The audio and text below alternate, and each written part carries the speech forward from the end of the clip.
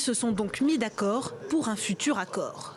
Réunis à Londres, les pays du G7 s'engagent à instaurer un impôt mondial sur les sociétés d'au moins 15%.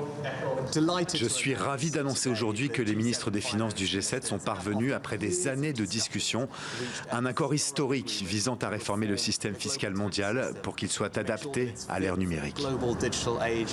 Dans le viseur, les géants du numérique. Pour payer moins d'impôts, ces multinationales sont domiciliées dans des paradis fiscaux. Résultat, des milliards de dollars échappent aux États, dont l'économie est fragilisée par la pandémie. Pour cet économiste, le signal envoyé est positif, mais il faut aller plus loin. Le grand point faible de cet accord, c'est que le taux minimum n'est que de 15%, ce qui est très bas par rapport au taux généralement pratiqué dans les pays membres, plutôt de l'ordre de 25%, et donc ça détruit pas complètement les incitations à l'optimisation fiscale.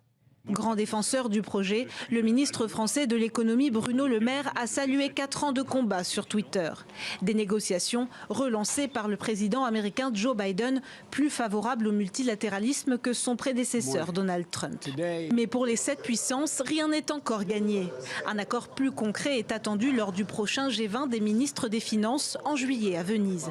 Il faudra alors convaincre des pays réfractaires comme l'Irlande ou la Hongrie, dont les taux d'imposition sont très bas.